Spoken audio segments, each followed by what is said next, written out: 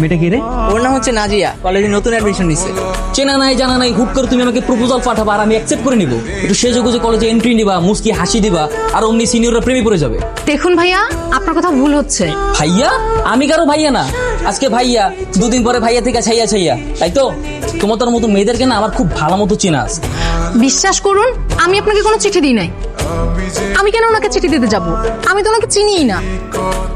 আপনি আবার আসছেন? আমি না ভেবে দেখলাম এভাবে রিজেক্ট করে দিয়ে তোমার মন ভাঙাটা আমার একদম উচিত হয় না, তাই ভাবলাম তোমার প্রপোজালটা অ্যাকসেপ্ট করে নি। আজকে থেকে তুমি আমার girlfriend. I love you too. খুশি?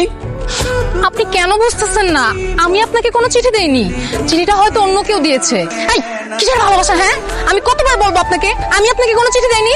আর শুনেন, আপনি কলেজে আমার সিনিয়র। কলেজ কিন্তু এখন ছুটি হয়ে গেছে। এখনো কিন্তু আপনি আমার সাথে উল্টাপাল্টা কিছু বলতে পারবেন না, তাহলে কিন্তু ভালো হবে না বলে দিলাম।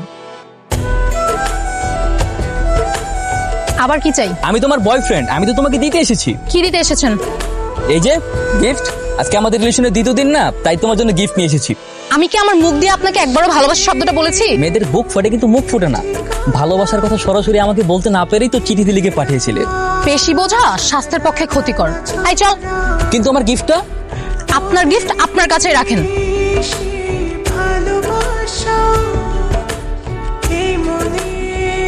কি ব্যাপার, তুমি আমাকে কলেজের পিছনে ওয়েট করতে বলে নিজেই এখন ক্লাস করছো?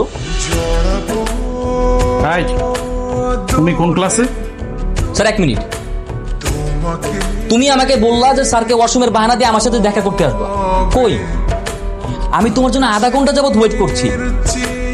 শোনো, এইভাবে চলতে থাকলে আমি কিন্তু তোমার সাথে রিলেশন কন্টিনিউ করতে পারবো না। I am really so sorry. ক্লাসের বাইরে কান ধরে দাঁড়িয়ে থাকো, ক্লাস ছুটি না হওয়া পর্যন্ত ওইখানে দাঁড়িয়ে থাকবে। যাও।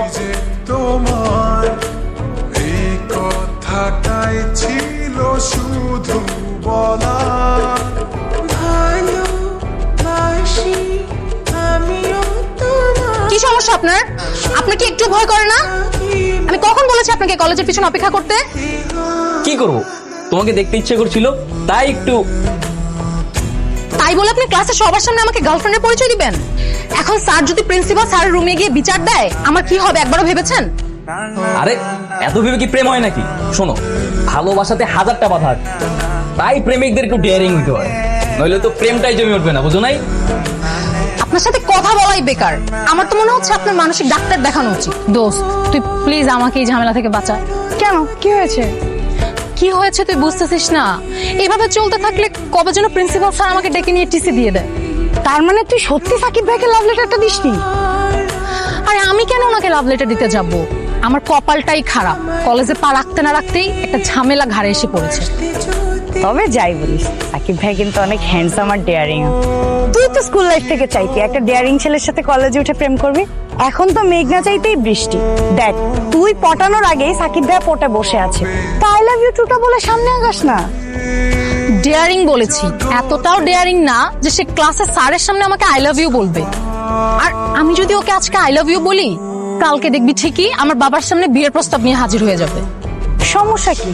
আজকাল প্রেম করার জন্য ছেলেদের অভাব হয় না, কিন্তু বিয়ের কথা বললে ওরা লেজ গুটিয়ে পালায়।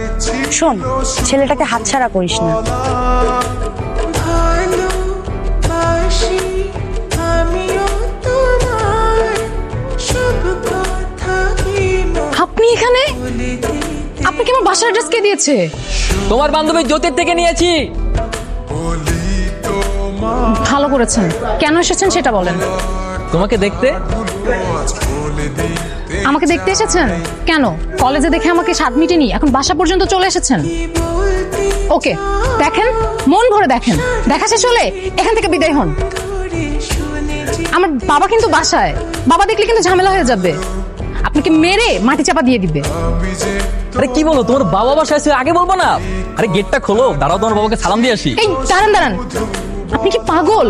আপনি কি পাগল আর ভান ধরে থাকেন বলেন তো? আপনি প্লিজ এখান থেকে যান।